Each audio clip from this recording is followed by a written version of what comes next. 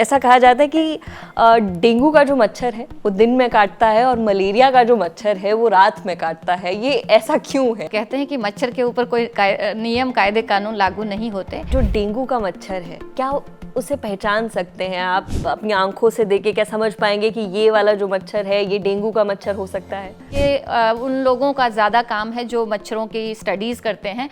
आप मच्छर को पहचानने के लिए उसके क्लोज या उससे अपने आप को कटवाने का प्रयास बिल्कुल ना करें। तो मच्छर के अंदर वायरस बढ़ता है, पनपता है और ये अपने आप को बढ़ाता है। तो ये वेक्टर है पर मच्छर को कुछ नहीं करता, क्योंकि वायरस स्मार्ट है कि अगर मच्छर को मार देगा तो उसका प्रोपेगेशन कैसे होगा। सिर्फ मादा जो एडीज मच्छर है वही डेंगू को ट्रांसमिट करता है। कैसे समझा जाए कि ये नॉर्मल बुखार है और ये डेंगू का बुखार है? सो पहले दिन हाई ग्रेड फीवर, गला खराब, खांसी जुकाम वगैरह ना होना। मैंने काफ़ी बार पढ़ा है कि अगर किसी को डेंगू हो जाए तो कुछ ऐसी दवाएं हैं जो उन्हें बिल्कुल नहीं देनी चाहिए। या सिंपल भाषा में समझें तो स्ट्रॉन्ग पेन किलर्स या स्ट्रॉन्ग बुखार की दवाई, जैसे केमिकल नाम में मैं कुछ बताऊं तो डिक्लोफिनेक, निमोसिलाइड, आइबुप्रोफेन, मेफिनामिक एसिड नहीं लेने चाहिए, बिल्कुल नहीं लेने चाहिए। बुखार के मरीज को एक बार से ज़्यादा नहलाएं, क्योंकि स्वेटिंग होने से फिर और कीटाणु भी तो पनपते हैं।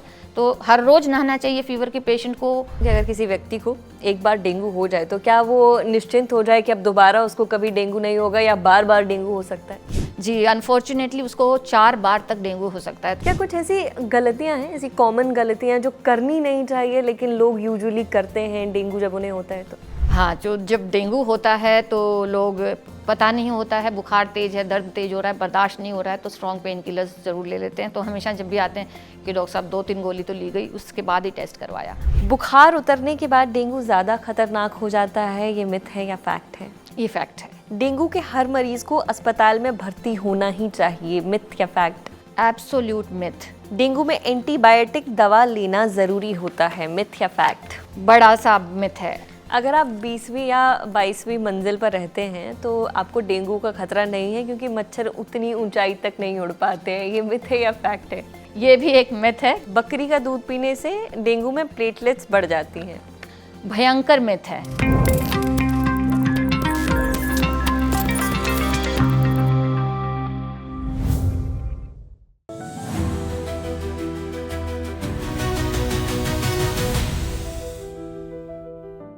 ज़्यादातर लोगों को लगता है कि डेंगू सिर्फ बारिश के मौसम की बीमारी है। बारिश शुरू हुई और डेंगू का खतरा बढ़ गया, लेकिन ऐसा नहीं है। डेंगू के मामले बारिश के मौसम में बढ़ ज़रूर जाते हैं, लेकिन ये पूरे साल सामने आ रहे हैं। NCVBDC यानी national centre for vector borne disease control के मुताबिक 2026 के सिर्फ पहले 2 महीने यानी जनवरी और फरवरी में ही भारत में डेंगू के 6,927 मामले आ चुके थे और 10 लोगों की मौत हो गई थी। 2025 में डेंगू के 1,21,824 मामले मिले थे और 2024 में ये संख्या 2,33,519 के करीब थी। WHO भी कहता है कि दुनिया की लगभग आधी आबादी डेंगू के जोखिम में है और हर साल 10 से 40 करोड़ लोग इससे संक्रमित होते हैं और कुछ गंभीर मामलों में सही इलाज न मिलने पर जान भी जा सकती है। चाहे आप शहर में रहते हो या गांव में, डेंगू आपके लिए एक बड़ी समस्या बन सकता है, लेकिन सही जानकारी आपको इस खतरे से बचा भी सकती है। डेंगू के बुखार को कैसे पहचान सकते हैं? प्लेटलेट्स कम हो जाएं तो क्या करना है और डेंगू से बचाव का सही तरीका क्या है? आज सेहत के स्पेशल सेगमेंट में हम इन्हीं सवालों के जवाब जानने की कोशिश करेंगे। जानेंगे कि हम डेंगू से साथ मिलकर कैसे लड़ सकते हैं, और ये सब बताने के लिए हमारे साथ हैं मेदांता द मेडिसिटी गुड़गांव में डिपार्टमेंट ऑफ इंटरनल मेडिसिन की vice chairperson doctor Sushila Kataria. Doctor Sushila, आपका बहुत बहुत स्वागत है ललन टॉक पर। डॉक्टर सुशीला, सबसे पहला जो मेरा सवाल है वो तो आपसे यही है कि ऐसा कहा जाता है कि डेंगू का जो मच्छर है वो दिन में काटता है और मलेरिया का जो मच्छर है वो रात में काटता है। ये ऐसा क्यों है और क्या ये सच भी है? कुछ हद तक ये सच भी है, पर कहते हैं कि मच्छर के ऊपर कोई नियम कायदे कानून लागू नहीं होते।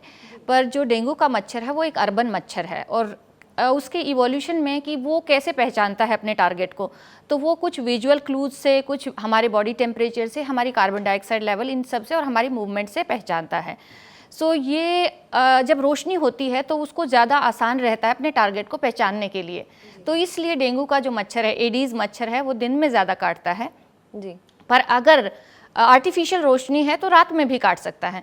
दूसरा, ये एक स्मॉल फीडर है, तो जब एक्टिविटी होती है तो बहुत सारे उसको टारगेट्स मिल जाते हैं, तो वो एक व्यक्ति से दूसरे व्यक्ति तीसरे व्यक्ति में मतलब वो थोड़ा पीता रहता है।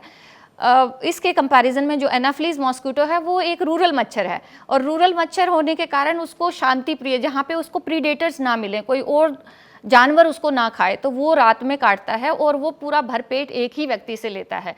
तो एडीज मच्छर की इस आदत के कारण डेंगू ज़्यादा स्प्रेड करता है। आपने जो डेंगू वाला मच्छर है उसको अर्बन कहा और मलेरिया वाले को आपने कहा कि रूरल है, तो क्या ऐसा है कि गांव में ज़्यादा मलेरिया होता है और अर्बन एरियाज़ में ज़्यादा डेंगू होता है? क्या ये भी डिफ्रेंसिएशन है? ये पहले काफ़ी हद तक सही था, लेकिन अभी काफ़ी ओवरलैप हो गया है, क्योंकि आप भी देखते हैं कि दिल्ली एनसीआर के आसपास जो गांव हैं और शहर हैं वो काफ़ी मिल गए हैं। शहरों जो गांव हैं उनका भी शहरीकरण हो गया है, पॉपुलेशन इतनी ज़्यादा हो गई है और ऑलमोस्ट एक मेल मिलाप सा हो गया है। तो यस, गाँव में भी ये केसेस ज़्यादा मिल रहे हैं, पर ज़्यादा केसेस आप पाएंगे कि जो कंसंट्रेशन है, जो घनत्व है इन केसेस का, वो अर्बन एरियाज़ में ज़्यादा होगा। ये जो मच्छर है ये सिर्फ और सिर्फ वेक्टर है, मतलब ये वायरस का कैरियर है। तो मैं ये आपसे समझना चाहती हूँ कि जब ये मच्छर कैरी करता है ये वायरस, तो क्या इस पर भी इम्पैक्ट होता है कुछ, या सिर्फ ये कैरियर का काम करता है? जी, तो जो डेंगू का वायरस है उसने अपना वाहन ढूंढ लिया है एडीज इजिप्टियाई में।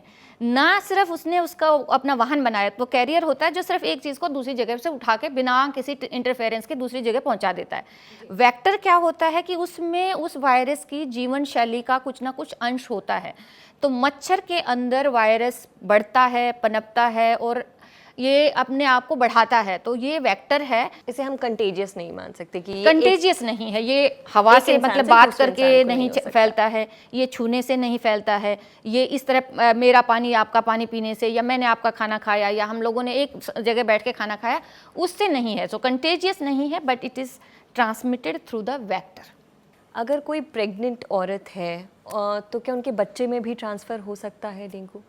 जी, सो मोस्टली तो ये मच्छर का ट्रांसमिशन, सबसे बड़ा मोड ऑफ ट्रांसमिशन मच्छर के थ्रू है। बट येस, प्लेसेंटल भी होता है कि माँ से बच्चे को हो गया, और जो मतलब माँ अगर संक्रमित है और तभी बच्चा डिलीवर होता है उस दौरान उसमें हो सकता है। चलिए, ये तो मच्छर पर बात हो गई और वायरस पर बात हो गई। अब मैं ये आपसे जानना चाहती हूँ कि इसके शुरुआती सिम्टम्स क्या होते हैं? अगर किसी को डेंगू हो जाए मान लीजिए, तो क्या क्या सिम्टम्स हैं जो उसे खुद से दिखाई देंगे? जी, सो मॉनसून के टाइम में होने वाले हर बुखार को शक से देखना चाहिए कि वो कुछ ना कुछ डेंगू, मलेरिया, लेप्टोस्पायरा, टाइफाइड कुछ भी हो सकता है, तो किसी भी बुखार को इग्नोर नहीं करना चाहिए।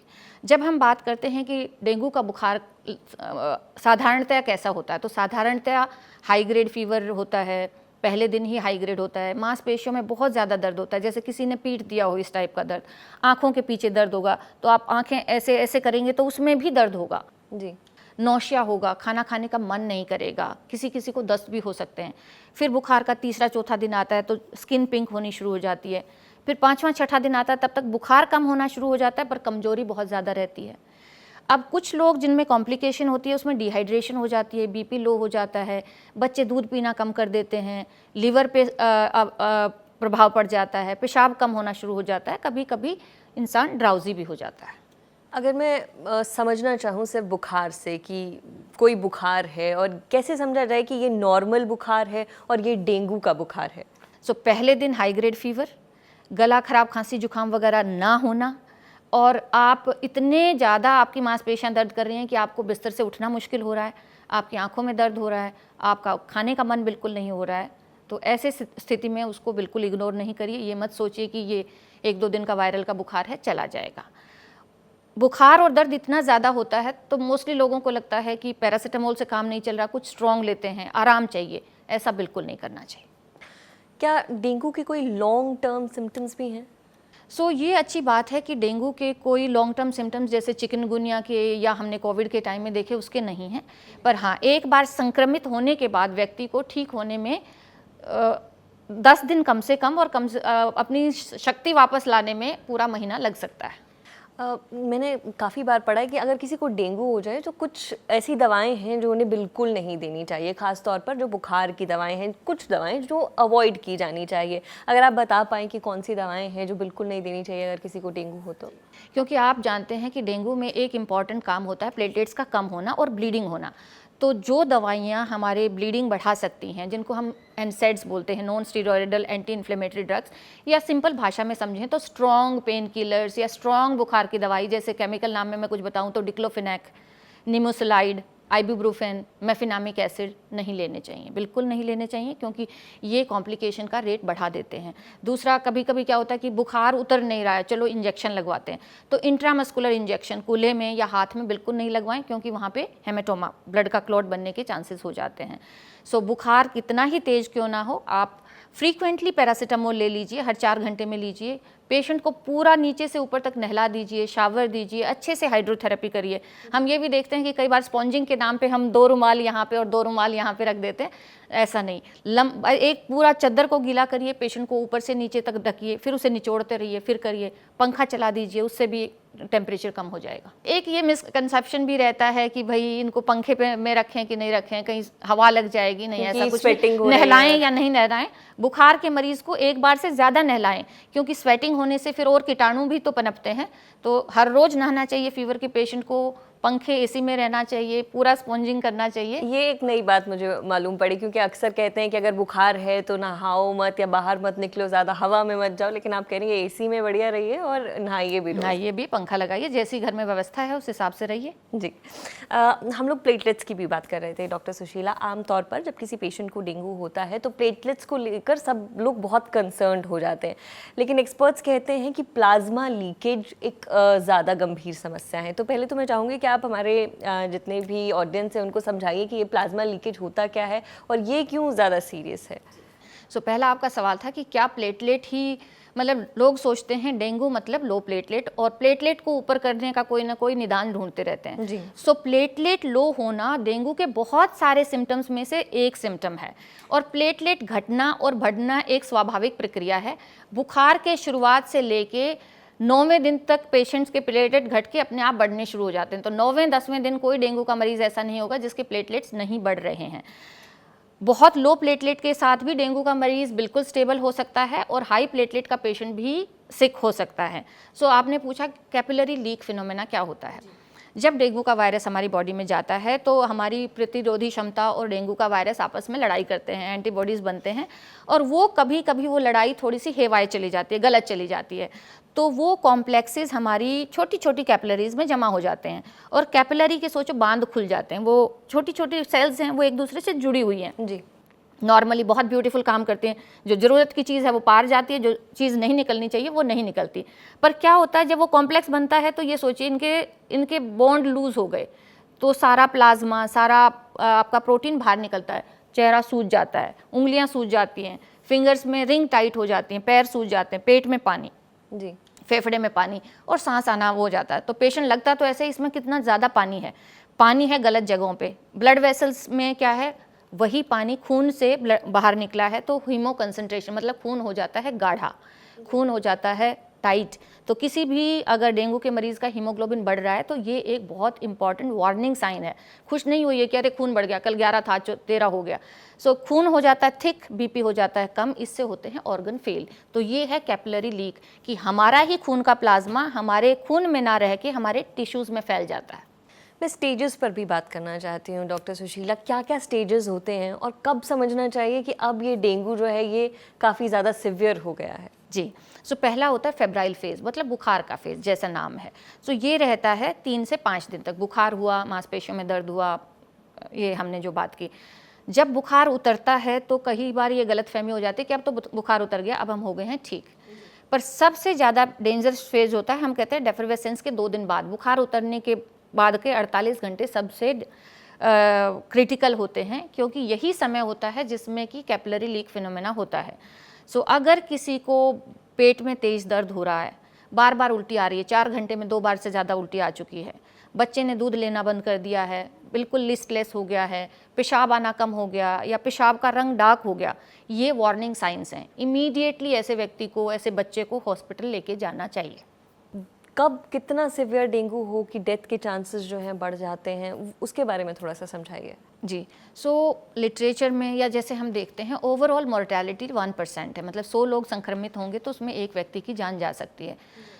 आपको लग सकता है कि ये तो बहुत कम है, लेकिन जितने लोग प्रभावित होते हैं उनमें से 1% भी बहुत ज़्यादा है। और जो लोग सीवियर डेंगू में चले जाते हैं, जैसे 100 लोगों को डेंगू का बुखार हुआ, उसमें से 10 लोगों को वार्निंग सिम्टम्स आते हैं, मतलब वो सीवियर की तरफ जा रहे हैं। उस 10 में से 1 या 2 की डेथ हो सकती है। तो जिसको वार्निंग सिम्टम्स हैं उसमें बहुत ज़्यादा हाई है। ऐसे वार्निंग साइंस को जल्दी पहचानना, जल्दी हेल्प लेना, अच्छे से हाइड्रेट करना और स्ट्रॉन्ग पेन किलर्स ना लेना ही मेन क्रक्स है ट्रीटमेंट का। ये भी मैं समझना चाहती हूँ कि अगर किसी व्यक्ति को एक बार डेंगू हो जाए तो क्या वो निश्चिंत हो जाए कि अब दोबारा उसको कभी डेंगू नहीं होगा, या बार बार डेंगू हो सकता है?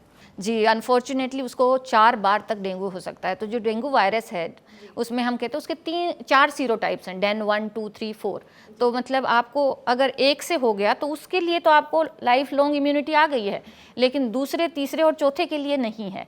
यस, आप निश्चिंत नहीं होना चाहिए। हमेशा मस्कीटो बाइट प्रिवेंशंस हमेशा लेने चाहिए, ना सिर्फ डेंगू प्रिवेंशन के लिए, वही आपको बचाएंगे मलेरिया से भी, जीका से भी, जापानीज़ बी एनकेफेलाइटिस से भी, येलो फीवर से भी। तो मतलब मच्छर से होने वाली बीमारियां बहुत सारी हैं और बहुत खतरनाक हैं।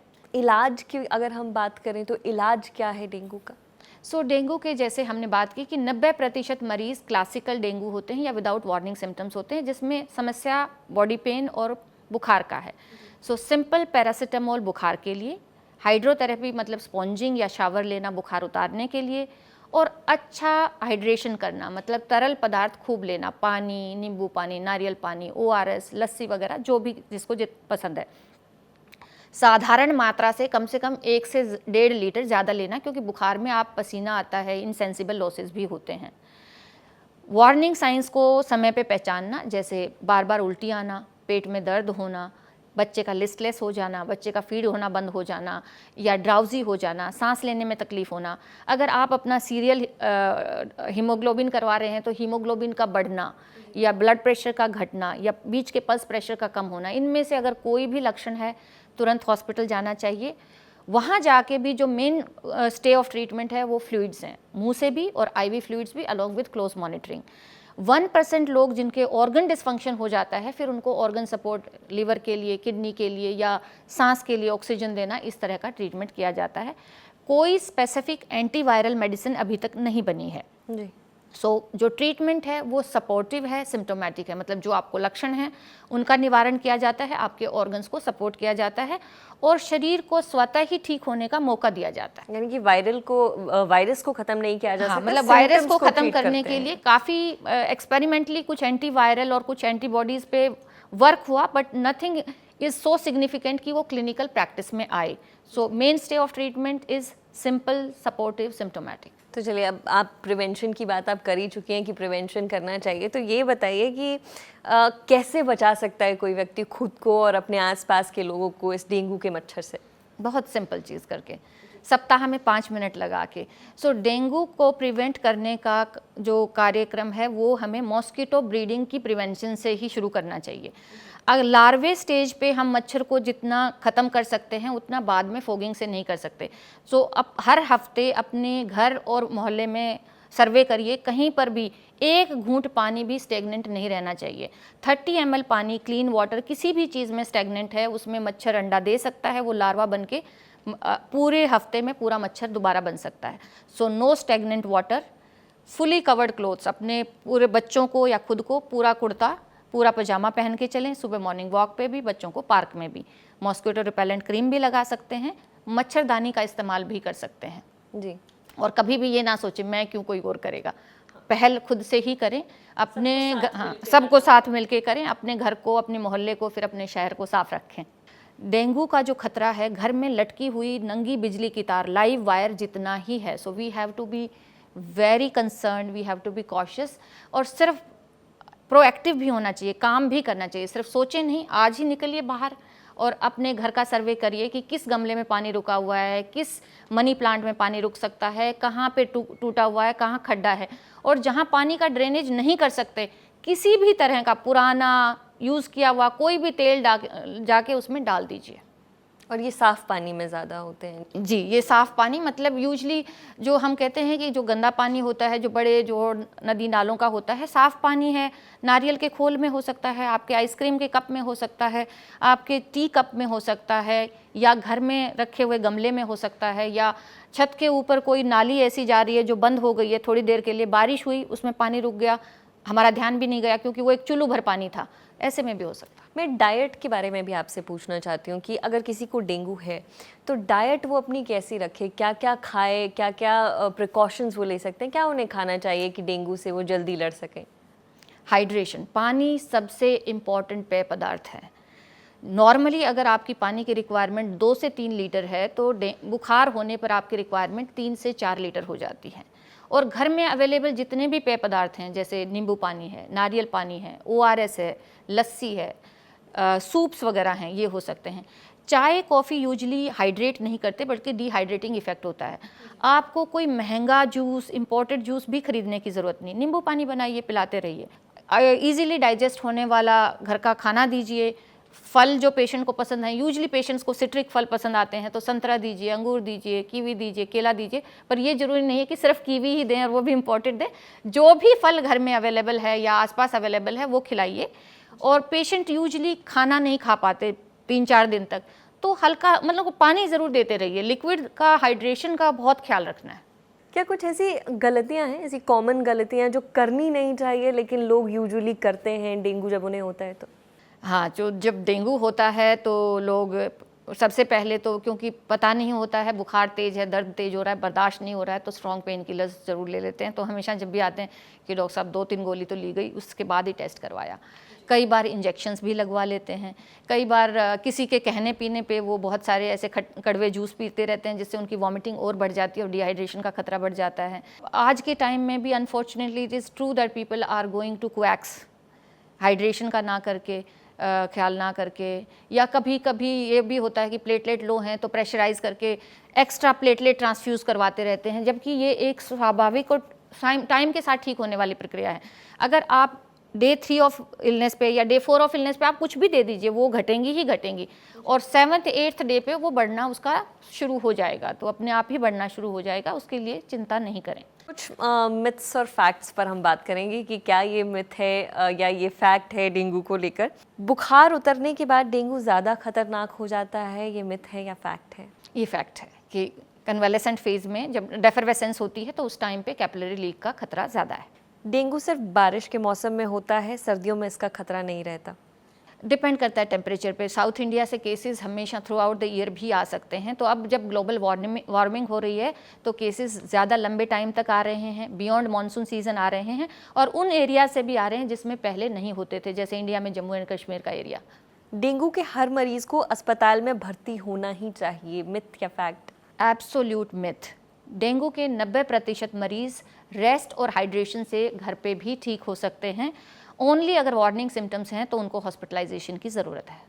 डेंगू में एंटीबायोटिक दवा लेना ज़रूरी होता है, मिथ या फैक्ट? बड़ा सा मिथ है। डेंगू एक वायरस की बीमारी है, तो किसी भी वायरस की बीमारी में एंटीबायोटिक मतलब दिस इज़ अगेंस्ट बैक्टीरिया, तो कोई रोल नहीं है, और इससे हम और ज़्यादा रेजिस्टेंस पैदा कर रहे हैं। तो डेंगू में जब तक कंफर्म ना हो कि कोई सुपर एडेड और बैक्टीरियल इन्फेक्शन नहीं है, तब तक नो एंटीबायोटिक्स। अगर आप 20वीं या 22वीं मंजिल पर रहते हैं तो आपको डेंगू का खतरा नहीं है क्योंकि मच्छर उतनी ऊंचाई तक नहीं उड़ पाते हैं, ये मिथ है या फैक्ट है? ये भी एक मिथ है, क्योंकि जैसे इंसान ने अपनी लाइफ आसान की है, अब मच्छर ने भी तो अपने वाहन ढूंढ लिए और अपना ट्रांसपोर्ट ढूंढ लिया। वो आपके साथ, आपके कपड़ों के साथ वो लिफ्ट में भी आ सकता है और 200 मीटर तक तो इधर उधर आसपास भी उड़ सकता है। बकरी का दूध पीने से डेंगू में प्लेटलेट्स बढ़ जाती हैं। भयंकर मिथ है, और इसमें एक्चुअली ब्रुसेला नाम की एक बीमारी होती है, तो कई बार अक्सर पेशेंट पहले डेंगू से बीमार होता है और उसके 1 महीने के बाद ब्रुसेला का, जो कि एक अपने आप में भयंकर बैक्टीरियल इन्फेक्शन है, उससे भी हो जाता है।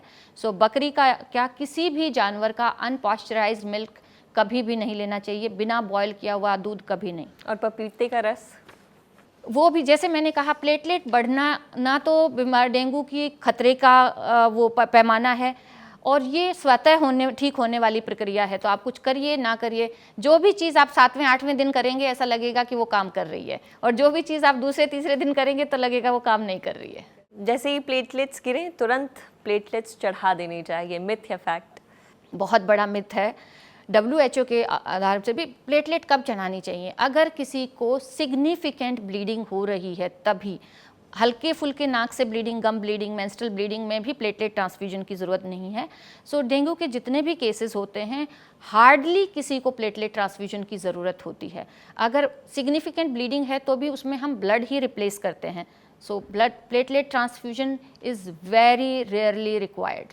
Thank you so much doctor Sushila. उम्मीद है हमारी ऑडियंस को भी अभी तक डेंगू को लेकर जो भी कन्फ्यूजन थी वो दूर हुई होगी। और जैसा कि डॉक्टर सुशीला ने बताया, ये किसी एक अकेले आदमी का काम नहीं है, हम सबको साथ मिलकर इस बीमारी से, डेंगू से लड़ना होगा। और आप लोग भी ऑल आउट और ललन टॉप के इस इनिशिएटिव के साथ जुड़िए, साथ मिलकर लड़ेंगे डेंगू से। आज के इस स्पेशल सेगमेंट में इतना ही। देखते रहिए दी ललन टॉप। शुक्रिया।